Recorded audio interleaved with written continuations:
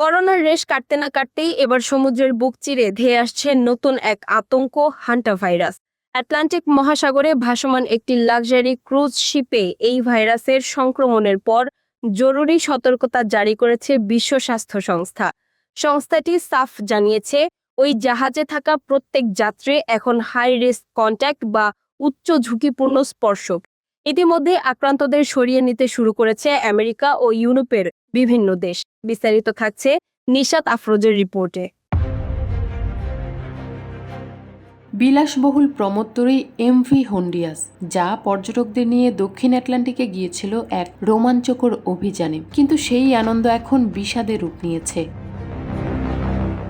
জাহাজটিতে হানা দিয়েছে প্রাণঘাতী হান্টা ভাইরাস। ইতিমধ্যেই এই ভাইরাসে আক্রান্ত হয়ে ৩ জনের মৃত্যু হয়েছে এবং আরও বেশ কয়েকজন আশঙ্কাজনক অবস্থায় চিকিৎসাধীন।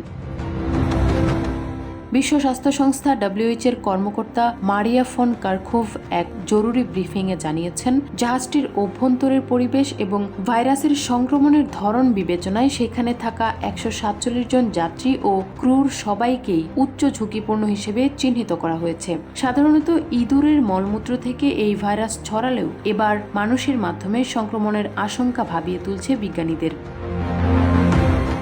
আক্রান্তদের মধ্যে থাকা প্রায় ১৭ জন মার্কিন নাগরিককে ফিরিয়ে আনতে বিশেষ চার্টার ফ্লাইটের ব্যবস্থা করেছে ডোনাল্ড ট্রাম্প প্রশাসন। নেব্রাস্কার ন্যাশনাল কোয়ারেন্টাইন সেন্টারে তাদের অন্তত ৪২ দিনের কড়া পর্যবেক্ষণে রাখা হবে। ব্রিটিশ ও ইউরোপীয় নাগরিকদেরও একইভাবে আইসোলেশনে রাখা হচ্ছে। ভাইরাসটির এই বিশেষ ধরন আন্দিজ ভাইরাস নামে পরিচিত, যা বিরল হলেও সরাসরি মানুষের সংস্পর্শে ছড়াতে পারে। জাহাজটি বর্তমানে ক্যানারি আইল্যান্ডের টেনেরিফ উপকূলে নোঙর করেছে, যেখান থেকে পর্যায়ক্রমে যাত্রীদের নামিয়ে আনা হচ্ছে।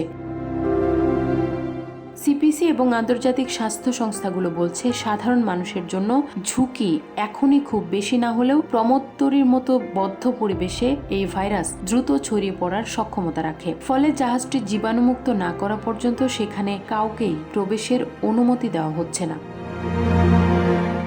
সমুদ্রের নীল জলরাশির মাঝে এই অদৃশ্য শত্রু মোকাবেলায় এখন বিশ্ব স্বাস্থ্য কর্তৃপক্ষের জন্য বড় চ্যালেঞ্জ। নিশাত আফরোজ, আমেরিকা বাংলা।